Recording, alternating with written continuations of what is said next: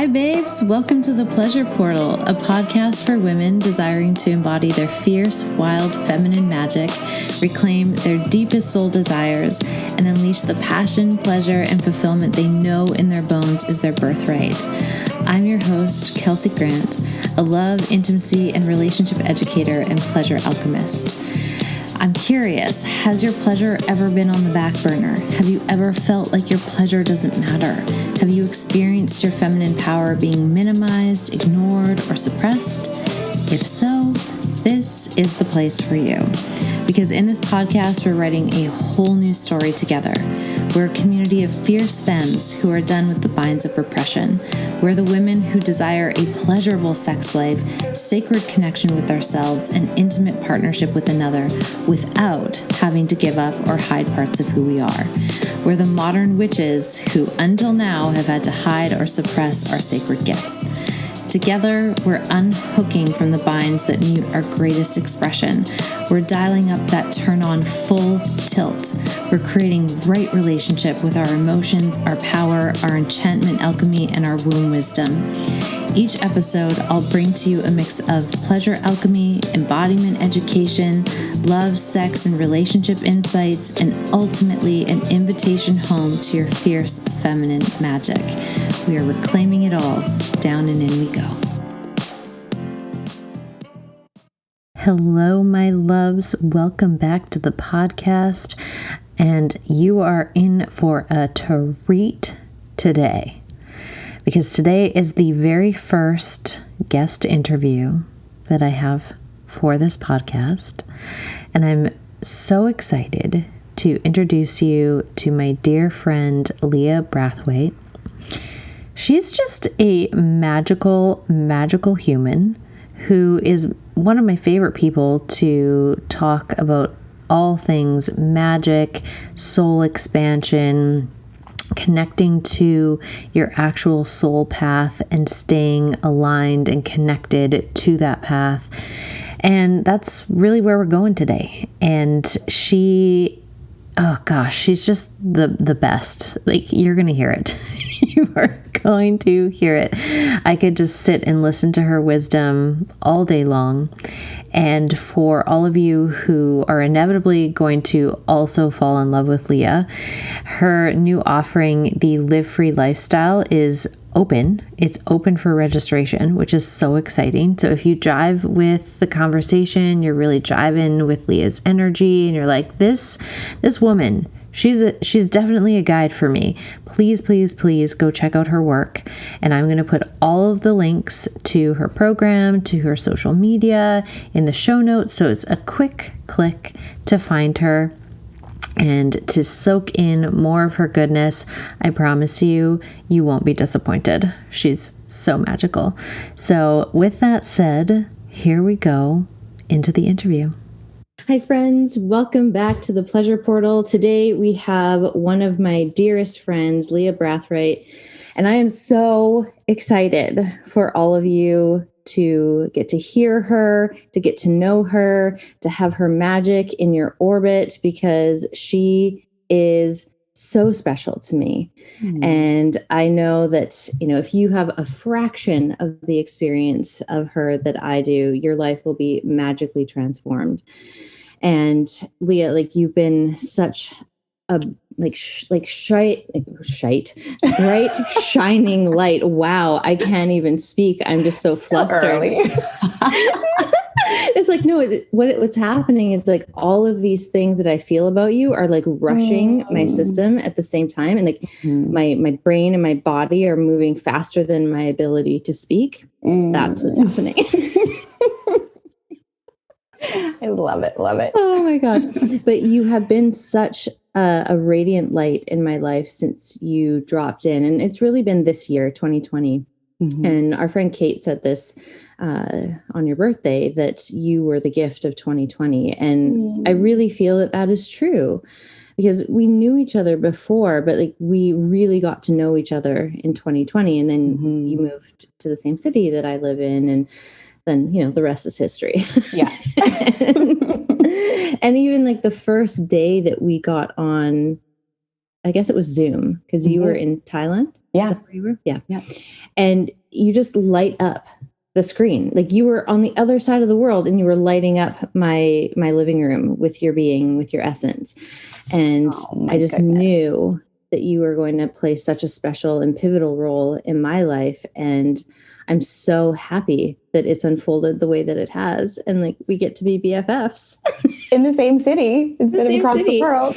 And just like frolic through life together and, have some semblance of sanity, during this really wild, intense year. Mm-hmm. And like, you've been such a grounding force for me and for everyone else in our coven. And I just adore you. I love you so much. And I'm so happy you said yes. Oh my God, my heart is bursting. So, so good. Thank you, thank you for those beautiful words. And this is going to turn into a love fest because honestly, I need to reflect that back to you because it was the same experience that I had of you. Like we had been orbiting each other through social media, liking each other's posts, but it was really that first like moment of connection where you were like, I want to be friends. I was like, oh my God, yes. So do I. This is perfect. Mine. Yeah, that's it. That one. I'm taking it. And ever since then, and I love that we're doing there's so same thing, like brain, body, like short circuiting, because there's so much energy flowing through that is just so much alignment that happened for us to get together. The fact that you're doing this podcast, the fact that we get to share like the story of the evolution of 2020 for both of us and how our relationship came together. It's all about magic. It's all about following pleasure, what feels good, alignment, soul work. So I'm so excited to dive into this conversation. I am so beyond grateful. There's not enough words to be able to describe how our friendship, our connection, the entire coven that we're a part of has been so profoundly healing and supportive and grounding and expansive in my life. So this is just the bee's knees right now. I'm so excited to be chatting with you and doing this. And it's actually been a really magical year. It really has. And I think it's important that people who are listening are able to have like a real-time example of what, our female relationships, our friendships are with each other. Because we can hear these things in theory of like sisterhood in theory. Yeah. And for a lot of people, but specifically women, have had a lot of trauma around sisterhood. And so to see even just the reflection that we did and like just the humanness of like, I can't like put words together. Like it's jumbling because there is so much energy that's coursing through my system and people get to feel that and also hear it and experience it. And it becomes more real in their reality. And when it becomes more real, then, we do this thing where we like put up our index finger and we wave it around like a magic wand because it is our manifesting finger. Absolutely. We're like, okay, we just manifested it. Ta-da! Ta-da! And I'm hoping that even just this initial exchange begins the, manifesting finger moment for anyone who is desiring deeper sisterhood or even just desiring deeper relationships in terms of friendship. And to have that one anchor of like, oh, wait, I saw this happen in real time once. If it happened once, it could happen again. Yes. And if it could happen for them, it could happen for me. Totally. So I love that we just did that. That was totally unscripted, by the way. We did not plan on doing that. We just love each other a lot and it comes out all the time. So much. Okay, so let's give everyone a little bit of context to who you are because they obviously know like my love of you. But I think it's important for them to know who is Leah and maybe some, markers of your story that were really pivotal in terms of you coming to this place of being able to dance with magic in such a profound way. Well, it certainly wasn't my experience for the large majority of my life. And I think like so many other people, I bought into the conditioning of everything around me. I bought into the idea, I call it the lie, of needing to be other than yourself to make it in the world, to be loved, to be accepted, all of that stuff. So circling back to who I am and what I do, I call myself a soul advisor. You could call it life coaching, mindset coaching, whatever you want, but it's a combination of my own experience, my own research, my own learning, and my own understanding of practical psychology and spirituality that I've blended together to create a program that helps people discover the truth of who they are behind, underneath all of the conditioning, all of the stories, all of the lies that we buy into about what life is supposed to be and who we're quote unquote supposed to be in life. So all of this stemmed from getting to a point in my life where I had everything that I thought I wanted. I had the husband, the dog, the houses, the cars, like a job that I liked, and it never felt like enough. I never felt like enough. It was this constant empty feeling that I was trying to fill with new handbags, like trying to be friends with this group, trying like all kinds of things, searching outside of myself for this feeling of fulfillment, but also this deep desire for freedom because I felt so trapped in my life. I felt very out of control, even though I was what you would call a highly controlling person. I can relate. I can relate. Right? Like you try to manipulate everything around you for the semblance of safety. And really, you're just making your world so small and trying to live out of alignment, but trying to create alignment by controlling everything around you. And force it. Exactly. Literally, like it was me forcing my will on life. And life was like, girl, this is not how it works. Just FYI. And it was one thing after another that just felt like major frustrations. I developed a nerve condition that ended my career. I realized that the community I was trying so hard to be a part of was not feeling like an aligned fit because it wasn't an aligned fit. I was trying to be something to fit into this community. And it all kind of came to a head in one moment in the kitchen where literally my soul was like, not another second. We cannot keep doing this. And I think we all have those moments. I certainly have had more than just that one pivotal moment in the kitchen, but that was the one that I actually listened to. We all have things that happen to shake us into alignment, to let us realize that if we let go of this thing and open ourselves up, the truth of what's meant for us is going to fill in that space. But it's so scary to do that. So scary. And there's not a lot of examples of people just going with it and living with that soul aligned freedom and coming back to the idea of like how our relationship formed and the coven that we have. It's all women who are doing that. And it's all examples of that. So I think it's a powerful testament to what the whole premise that I truly believe in, and everything that I teach is based around this idea that when you connect to the truest part of yourself, which I call your soul, you call it your higher self, whatever, when you connect to that deep place within and you let that be your guide instead of all of the outside noise, then it will literally lead you to the perfect relationships, to the work that you're meant to do, to the place you're meant to live. It will lead you to your dreams and beyond. And that is what I believe life is supposed to be. The expansive expression of your soul, not trying to get shit. I love it. I love it. And I'm wondering if you could maybe expand on just even your experience of learning how to distinguish that voice of your soul, but also the process of learning to trust it, because it's not like, oh, that's the voice of my soul. All right, here I go. Cool. La, la, la, la, la. Yeah. My life is magical now. Yeah. For a lot of people, it is such a process. It's such an unfolding. And I'm curious what your experience has been with that unfolding. It was a bumpy road because I wanted it to be this, the heavens part and God speaks to you, and then your life is going to be magical. You know exactly what to do. And that is not the way that it happens. It's a constant unlearning of all of the things that you've taken on for yourself. So for me, it was a very gradual process because I didn't have anybody to guide me. I had no idea what the fuck I was doing. I was just like, this doesn't feel good. Now what?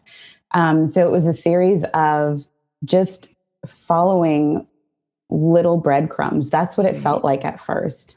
And I love the idea of the pleasure portal because it inspires people to tap into those little breadcrumbs of pleasure, which is how your soul kind of dangles this carrot so that you go through finding those breadcrumbs, and it helps you to navigate some of the challenges that come along with it. So For sure. For me, it started with this realization that I don't know who I am and I don't know what I want. And that's a really terrifying thing to confront. When you've built up so much of your life and you have all of these relationships and it feels like you've created a house of cards and the foundation of it is on what? Like, I'm not even sure. So in my case, it was really answering those questions, like, who am I and what do I want? And that seems like a daunting task. But again, your soul will help if you stop and just start listening to the whispers. So I started with just following what felt good. And to be perfectly honest, it was Instagram that helped me to figure it out. I love that. It wasn't a profound spiritual experience. I was literally like, what the actual F? I don't know what I like. And I started going through my feed and just noticing the things that I was attracted to. I liked yoga accounts, even though I didn't really do yoga. And I thought it was really amazing how they could put their bodies into these forms. And at first it was really just the superficial, like, I want to be able to do a handstand and I want to be able to do the splits. And I was like, okay, well, maybe I'll start yoga. I'll just try it. Yeah. And yoga was like the gateway drug to the unfolding. Sure. And so when you're looking at somebody's life who has all the things that you want, who is in a coven of like aligned relationships with soul sisters, you're like, I want that. But you're looking at the highlight reel of a journey that it took for all of us to get to that point. And so the way it starts is with small things, getting to know what you like and what feels good to you. And each time you say yes to one of those pleasurable things or one of those things that kind of lights your soul up, you get another clue as to the next step. So you're not going to see the final destination to begin with. You're going to get these small indications of like, okay, first thing for me was yoga. And it was the physical practice of it that I liked because it felt like I had some sort of control moving my body in these shapes. But when I started to connect to my breath in a deeper way and to actually be present in my practice instead of in the comparison game, and when I started to pay attention to how angry I got when we were in hip opening poses, or how grief would suddenly start to rise when we were in these heart opening postures, or how I felt vulnerable in child's pose.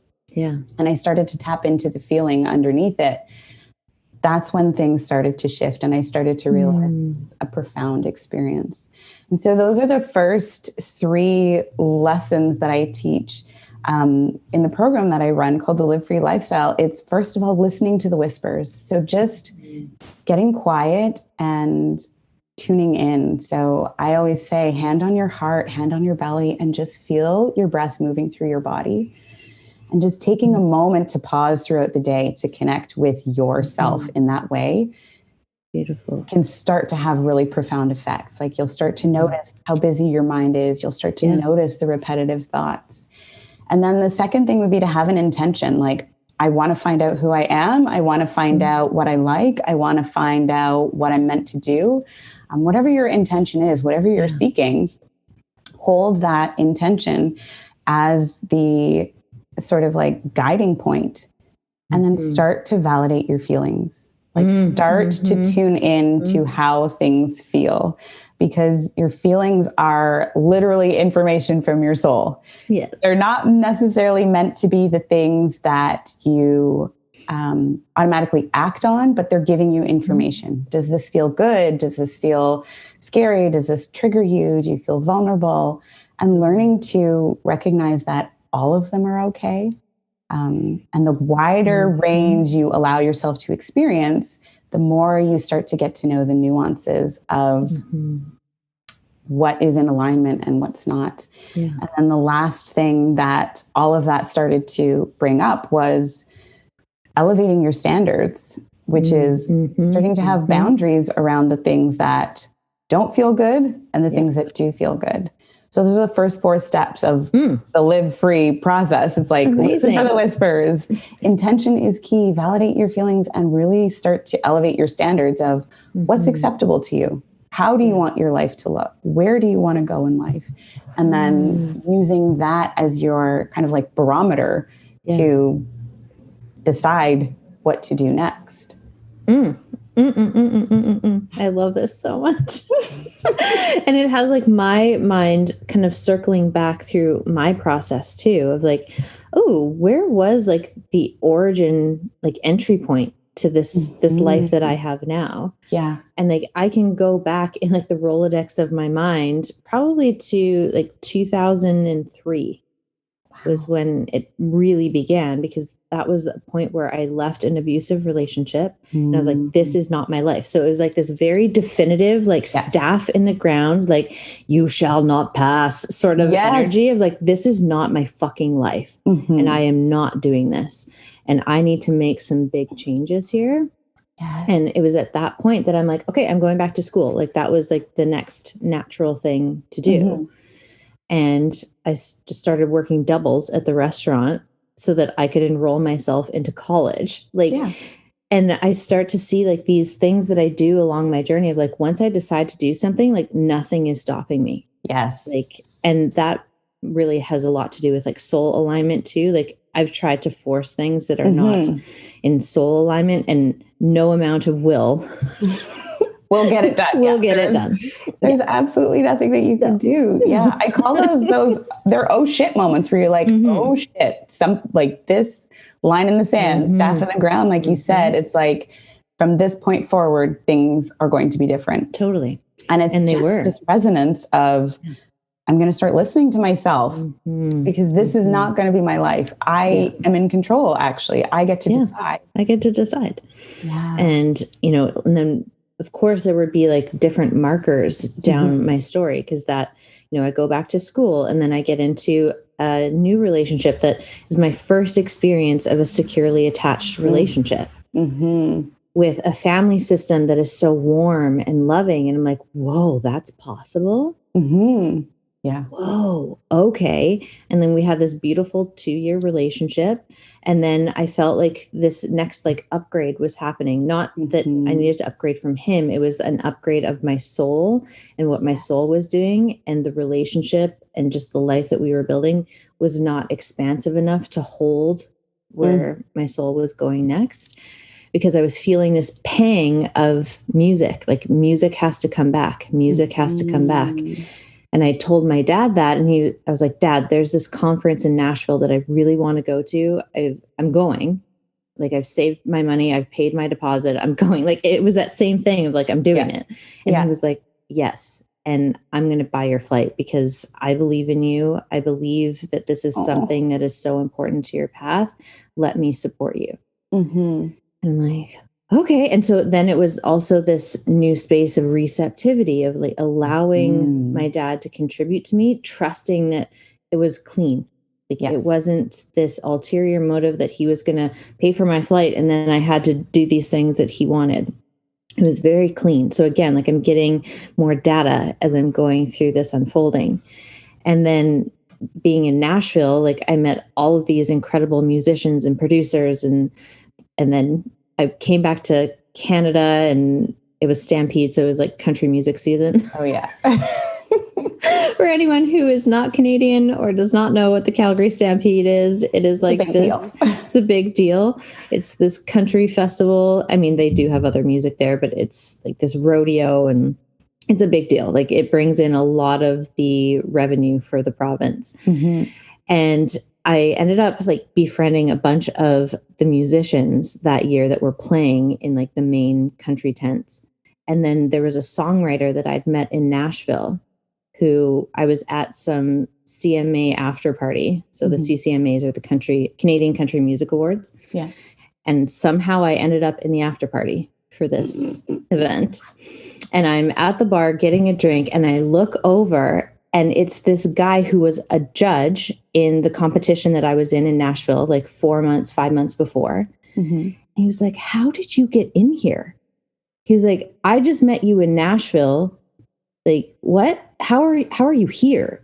And I'm like, I'm here. I don't know what to tell you. Like, it was like those whispers of like, just go say hello to that person. Yes. Go say hello to that person. And then it opened these portals. It opened these doors. And I know what y'all might be thinking, that I was maybe sleeping with someone that, was famous, but I wasn't. Like, I genuinely, I think this is where like anchoring in like distinct friendships with men began. Because I was like, I don't want to fuck my way to that happening. Like, I legitimately just want to be friends with you and like talk with you and like acknowledge you for being a great musician. And then that opened doors without me having to spill my sex energy. Exactly. It was great. Exactly. And so that was such another profound moment of like this high level songwriter in Nashville who's written hits for like Keith Urban and Kenny Chesney and like these major musicians. We're standing at a bar at a CCMA after party, and he's in complete awe of how I even got into this party in the first place. Ta-da. He's like, "You have something special." He's like, your voice is beautiful, but there's something about your energy. Like, keep going. And like, that was a moment that I needed to hear. He was like an angel that dropped in with a message for me of like, keep going.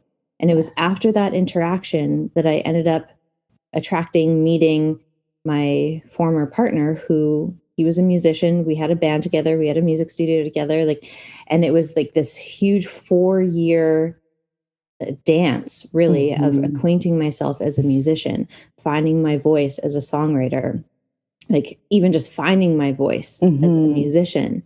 And there were so many things in that relationship that were so transformative that would inevitably lead me to this chapter that I'm in now. So like, and it all started like way back in an abusive relationship. Yeah. Where I was like, never again. I'm not doing this. Like, this is not my life. No. And all of these beautiful synchronicities. That, like, it's like exactly what you said, following those whispers, and like you follow just one. And then one at a time. And I've always told myself, and this is probably coming from my higher self, I don't want to take credit for this divine wisdom because it's clearly not mine. But like, I've always told myself, like, if you knew the full scope of the vision of your life, you would never take that first step. No. And so you will be revealed, like, it will be revealed what the next step is. And maybe like 5 steps, but you'll never get more than that because it'll override your system. Like, your system will like fry out, like overdrive, like, I can't handle. You have to grow into these really big dreams. If somebody would have said, like, when you were just starting out, you're going to be at this party meeting these people, you probably would have shot yourself and you're like, oh my God, I can't. The unworthiness wouldn't have been, would have sabotaged you. And that's why it comes to us in like drips instead of a big tidal wave. Yes. But it's really this beautiful, I loved so many parts of that story. I was just like, oh my God, yes. Like the cleanness of the receptivity that comes when you are in soul alignment. It's not, if I do this, then I'll get this. It's like, I'm doing, and then the universe is like, let's throw this one a bone because she's on a mission. She's clear. She's following. She's clear. And then you get these beautiful surprises, like your dad paying for your ticket. Or getting into this, or getting a ticket for this. So when I say it's magic, it's not really magic. It's aligned energy. Like everything in this universe is energy. We are energetic beings. We have a frequency that is emitted in an electromagnetic field that is measurable. And everything around us has resonance or dissonance with that electromagnetic field. So when you're in aligned energy, things that are on that same vibration, things that you feel worthy, that you feel capable of, things that match your frequency come into your awareness and your perception for you to move towards them. And that's the responding to these breadcrumbs. So the first breadcrumb might not be fancy. It's, I'm going to go to school. In my case, it was, I'm just going to say that I don't feel good in this relationship. And then it's from there, it's following these steps. And I think it's important too, to something that you said is that you outgrew some of these relationships, or you outgrew some of these things that at one time felt really good. And that, I think, is what people have such a hard time with, this idea of having to let go. And that's the most powerful lesson we can learn as humans. But if we think about our breath or the food that we eat, everything comes in for a moment and then it gets released out. And we have no problem like breathing in and breathing out. We have no problem thoroughly enjoying a meal and then letting it go. But it's the same with experiences in our lives. For some reason, we're like, no, I can't let go of this person, or I can't let go of this job, because what if something else doesn't come through? And so there's a deep trust in the goodness of life that is required to be able to embark on a journey of soul expansion, because there's always going to be this growth and this outgrowing. And in some cases, you will find people that you are able to grow with. In some cases, you'll grow faster, you'll grow slower. Your growth might be off. Some people might choose not to grow at all. And it's recognizing that your growth and expansion doesn't mean that anybody is better or worse off than you. It's everybody is on their own journey. Everybody has their own breadcrumbs to follow. And those breadcrumbs, in some instances, are going to be magical experiences where you get to have the highs of life. And in other instances, it's going to be a breadcrumb that you pick up and you're like, this is kind of a low one. But there's wisdom to be gained from all of it. Like the breadcrumb that I had to pick up of finally releasing my marriage was not exactly an easy one to swallow, but it was so necessary. So in the process of growth and expansion, there's sometimes a destruction, to put it bluntly. There's sometimes a letting go and an undoing of the things that aren't in alignment. So there's a letting go of that relationship that was abusive, putting that to the side and saying, that is not actually for me in this lifetime anymore. I'm going to choose something else. And it's learning to be able to appreciate the lessons, even in the muddy, not so great parts of our life, that gives us the full range of what it means to be human. So it's being able to hold that grief, being able to then experience amazing joy, or to be super vulnerable and then to have your deepest desires become available or become fulfilled. It's recognizing that if you want the really high stuff, there's some really low stuff that you may experience, to have the full spectrum of both. And the more that you allow yourself to experience both ends, the more you get to experience the fullness of your life. And like you said, this beautiful expanding and this continuous infinite potential that we have the ability to live into if we live into it. I think that's such an important piece that you've highlighted, because I think it's very easy for people to watch someone, especially on social media, and see their magic unfolding. Like, and you're only really seeing, the highlight reel of their magic. Like, you're seeing the things that they're really excited about or really proud of, but you're not actually getting the full scope. You're not getting the full range, because in order to even have those breakthroughs, you have to go through some pretty gnarly dark nights of the soul. And not everybody is comfortable talking about that. Or I know when I'm in it, I do not talk about it. No, me neither. When I am through it, I will talk about it.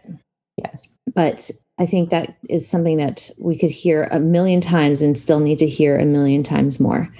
That, the process of this unfolding is both beautiful and extraordinary and luscious and nourishing.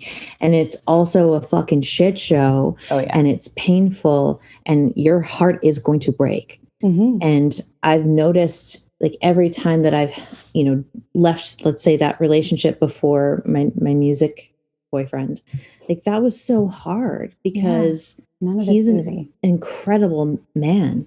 Mm-hmm. Like, he's so kind and so amazing. And like the idea of hurting him, is excruciating. And even when I left my music relationship, because I was feeling like, oh, I'm about to do this thing where I'm going to expand again, and he's not coming with me. Mm-hmm. And like, even just the grief of loving someone so much and truly wanting a life with this person. Like, it wasn't that I didn't want a life with him. Mm-hmm. It was, he was growing in a different direction. He was going in a different direction. And I couldn't pull him from his path onto mine and be like, no, you stay with me because I love you and I love us together. Exactly. And like, that wasn't in service to his soul. It wasn't in service to my soul either. But there was still this insane grief that happened when that relationship ended. And there was still painful things that I had to navigate: death, loss, like financial stress, like all of these things have been part of the alchemy that is the magic. Yes. And I think it's so important to highlight that as a very normal part of the process, so that if someone listening is like, I'm in that right now, I'm in the shits, like 2020 is chewing me up and spitting me out, like, okay, we get it. Yeah. We get it. Like, that's a normal part of the process. And so when you are in those pockets for yourself where it's a bit of a gnarly, nugget, let's call it, what are some of the anchors that you kind of utilize in order to keep following those breadcrumbs, to keep showing up for yourself and keep showing up for your life, versus, shitty things are happening, maybe that means I'm going in the wrong direction, I should just give up entirely. So what keeps you showing up and leaning in to those pockets of your story? Oh, well, I should first of all be clear that this is shit. It's going to shit. I should just give up is definitely a thought that crosses my mind when I'm in like the shit of it. When I'm like, what the actual fuck am I doing? I have no idea. I'm doing it all wrong. This is the worst. What have I done? That comes up. Yeah. And I think I only learned this by just having, I think, I was born with like rainbows and horseshoes on my ass. I feel like in some cases, like I just have in my astrology chart a very optimistic outlook. So I can polish anything. Like I can polish a turd into a little nugget of something, which is both a gift and a curse, because it's kept me in situations that were actually really shitty that I should have let go. But I was like, no, I see a glimmer of something if I just keep digging. But it's the recognition that I say this now on the other side of it, that fear is one of our greatest gifts. And I know it does not feel like it, but when you can make friends with the fact that the things that scare you most are really mirrors of showing you where you are out of alignment and where you can find alignment by looking at them and loving them more, then it starts to become something that is almost like a quest. It's almost like a game. It becomes this game of life in service of the highest unconditional love. So something that you said about leaving that relationship that was so painful, it wasn't because there was a lack of love. It was in service of your soul. Yes, it was in service of your soul. And your soul is the epitome of unconditional love. So it's going to feel like you're breaking your own heart, but you're cracking it open to continue that love. And the most loving thing that you can do in some cases is to let somebody be fully themselves without having to control them or without having to put the condition of, we need to stay together for me to love you. To be able to say, like, I can still love you even though you're far away. And when I miss you, I can just send that love out without the condition of you needing to be right near me. So recognizing that love is a liberating force And that fear is a refining force. Yeah. It's not meant to stop you. It's meant to let you see where you can liberate yourself more by loving yourself more. And I know that it sounds like a hard concept to grasp, but when you stay in it, when you stay in that space of being really uncomfortable and being like, oh my God, I'm fucking up my complete life. And you can hold yourself in it and just be like, if I am, will I be okay? And then finding all the reasons why you won't be or why you will be, and learning to offer yourself compassion, grace, and forgiveness, and recognize you are a human doing your best, and you will make it through. And if you don't, then you're on the other side and it's fine anyway. Yeah. You've done your mission. You've done your mission and you can call it a day. Yeah. But truthfully, in those really dark moments, it was just allowing myself to be in those dark moments and allowing it to be, this is where I'm at and it doesn't look good and I don't know how I'm going to get out of it. And that is surrender. That is when you allow something greater than yourself to support you through it. Because there was a time where I hit a pretty big rock bottom. I left my church. I left my husband. Everybody else had boyfriends and girlfriends except me. I was all alone in my house. And I thought that was the worst thing possible until another rock bottom fell under. And then I realized, oh, you know what? There's even more shit underneath this rock bottom. There's like the bottom of the bottom of the bottom. And in that space, it was finally where I was like, Lord Jesus, help me now. Like somebody else take the wheel. And that's when the universe is there to support you. When the grace of something greater than you is able to come through and reignite that spark within you. And something will start to shine. Yeah. Whether it's the idea of going back to school, whether it's the idea of calling a therapist, whether it's the idea of reaching out to somebody, it's going to ask you to take an action to show yourself how much you love yourself. Choosing yourself by making a step forward. And that is where you begin to build this really powerful and profound relationship with yourself by being really scared and then doing something for yourself anyways. It could even just be like, this is a really hard day. I don't think I can make it through another one. I'm going to shut her down, go to sleep, and wake up tomorrow. Giving yourself that space to just be in it and not have to fix it. And then wait until the light comes again. Because it always comes. And it's so important to recognize that even when it's so dark, you are that light. It's in you. It's asking you to go inward to find it. Yeah. And then from there, you start taking those small steps, and then they will lead you to the next thing that's meant for you. And for people who are just starting to explore this journey, like for me, what's been really helpful is just asking my inner being, my higher self, God, universe, whatever, angels, whatever is, floats your boat. But what is the next step? What would be in service of the best and highest good for all involved? What is next for me? And here's the thing. This is where I've been able to distinguish like my ego masquerading as my soul versus my soul. So my soul will always give me a very clean, directive thing to do that I can do immediately. It doesn't require me to, run a fucking marathon in a pandemic in the tundra of Antarctica in order to fulfill my mission. It's like, go fold the laundry on the bed. Go drink a glass of water. You should probably have some greens today. They're simple directives. And then once I go and do that, like there's this wave that goes through my body of like, ding. Yes. Yeah, got it. They did it. They did it. Yes. And then I can be like, okay, what's the next step? And then I keep repeating that process. And so now it's more second nature because I've been doing this for over a decade.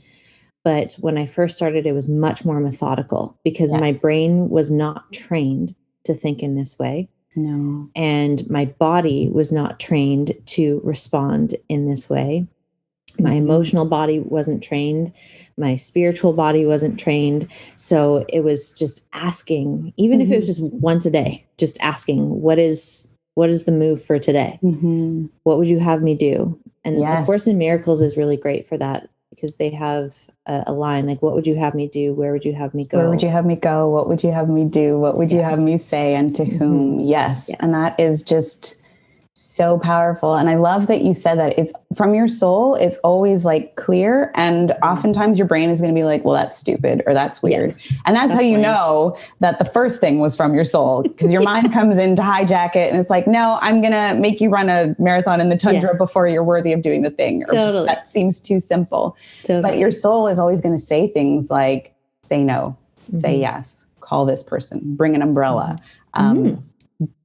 have some broccoli. Turn here. Yeah. And it's not going to make sense to your mind. And that's the differentiation, because your soul is connected to all that is. It's like the seed of the divine that is in each one of us that's animating these meat suits. Our mind is kind of the thing that gets shit done, but our soul is the directive that if we learn to tune into and follow, it will get our mind to do these magical, incredible feats. Totally. But I love that. Yeah, it's exactly that. It's learning to differentiate between your soul's voice and your mind's voice. And that's the first part of listening for the whispers. It's learning to sit and just see what comes up, asking yourself a series of questions, practicing breathing. Meditation is huge. And I know that it's like a daunting thing that most people are like, I don't want to sit for hours at a time. Like, you don't have to. Yeah, me either. Yeah, really. I wouldn't. It's like 10 minutes. This is not the life I signed up for. No. Yeah, to just tune into your inner landscape. That to me is what meditation is. It's getting to know what's going on in your mind. It's getting to know how your body feels. It's getting to know how your breath moves in your body, and noticing where there's areas of tension, noticing those repetitive stories that come in, what they are, and then just starting to get to know them the same way you enter a relationship with anybody else. You want to know how they like their coffee in the morning. You want to know how they like to be touched, or what their favorite foods and smells are. It's turning that like outward focus inward, so that you can get to know like what feels really good to me, what like lights me up inside, what do I want my life to be about. Yeah. And that is the deepest meditation you could do, just getting to know yourself. Oh, I think that's the perfect place to like wrap it for today, because like you just tied that up so beautifully, and we're gonna have to have you back for multiple chats, because I feel like we could go on indefinitely. Yeah, we do. When it's just the two of us, we get into the vortex. The vortex. Like, oh my God. It's been 6 hours. Let's see. Okay, so we're going to do the rapid fire segment, which we'll probably do 3 questions just to like honor everyone's time here. So how has pleasure shifted your relationship to magic? Oh, it's made it easier. It's made it easier to follow and allow magic in. When you stop resisting what feels really good, then all of the things that feel really good start moving towards you.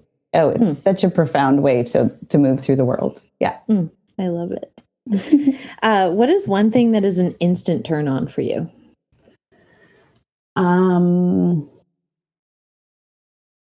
Oh, this is really good. Appreciation. Words of affirmation is my top love language, but any form of appreciation could be like, thank you, or it's really simple. Just appreciation. Amazing. Maybe we'll get through all 5 actually. Oh. What is something that you're celebrating in your life right now? Oh, fuck. Being right here, right now. Like, you know what this weekend was. It was a big weekend, a huge celebration. I'm celebrating the fact that I have made it to my dream apartment in my dream city, surrounded by my dream relationships, the best girlfriends I could have imagined, and really close friends in other parts of the world. I'm celebrating the fact that I feel the most myself that I've ever felt before, and life is really fucking good.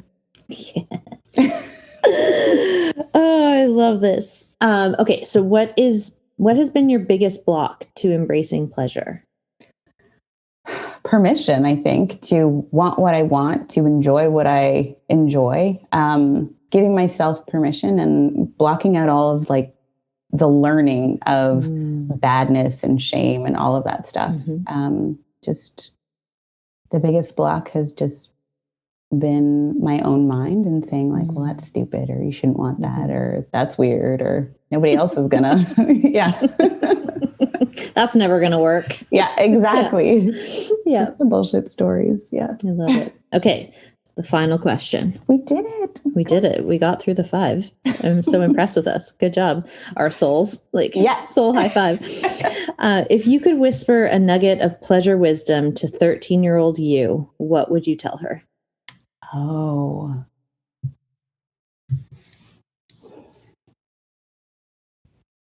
to just let it be easy. Like, just let it be easy. It doesn't have to be complicated. It doesn't have to be hard.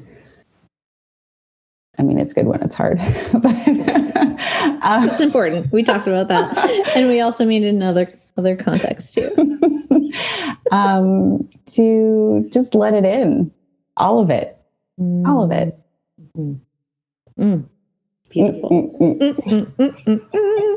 Okay, Leah. So obviously everyone listening is going to be obsessed with you, just like me. Oh. So where can they find you? Where can they work with you? What can they, work with you on? Like, tell them all the things. All of the things. Okay. Rapid fire. Let's do this. The best way to get in touch is probably through Instagram. I'm the most active there, even though I try to limit my social media because it can also be a vortex of... Yeah, exactly. So Instagram is at Leah.Brathwaite. You can find access to my book, to some fun freebies. I have a really fun quiz called What's Your Soul Status, which is a way for you to just connect with where you are.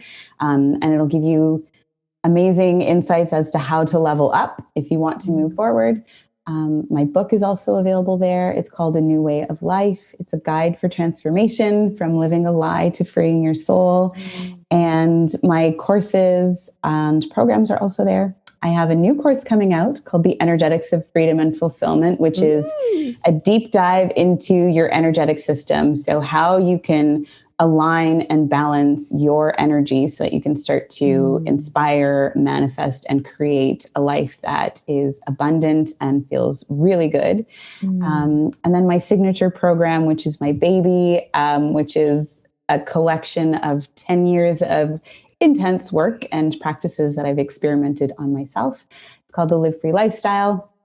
It's an 8-week program that is a deep dive into reprogramming your belief system, expanding your soul, and aligning yourself with amazing tools that you can really shine and make huge impact in your life. It's my favoriteest thing that I do a couple times a year. It's opening in January. So all of that is available on my website. Amazing. Okay, great. So I will make sure to put all of those links in the show notes to make it real easy for everyone to find you. Amazing. Because we're all about making it easy here. I love it. And thank you so much for showing up today, for just showing up in my life, like right on time. Like I appreciate this soul contract that we have and that it gets to be explored at this juncture of our lives because we have so many decades left with each other. I feel so grateful that we met now and not like in our last year of life. Exactly. I'm like, oh, thank God. Wait, I didn't have enough time. Yeah. And thank you for saying yes to being here and sharing your magic and your wisdom and your insight and your love with everyone today. You are such a force of love in action. And I am so grateful to call you my friend and my sister. And I'm excited to see all of the feedback that we get from this episode because there was so much gold in it. You're so great. And I love you. I just love you so much. Thank you for the honor of being here and so grateful for you in so many capacities. I mean, we'll be here all day, but I just love you so much and I love you too. So appreciate you in my life. Thank you. All right, friends, that means we are wrapping up for today. If you like what's happening here, please subscribe, write us a little review, because that helps the podcast rank and other people to find this magic. And if you have questions for me or for Leah that you'd like answered on a future podcast, please send them my way, and we would happily jam on those with you in the future, because we're bringing Leah back, Avi. Yay! Can't wait. Have a great day, friends. We'll talk to you soon.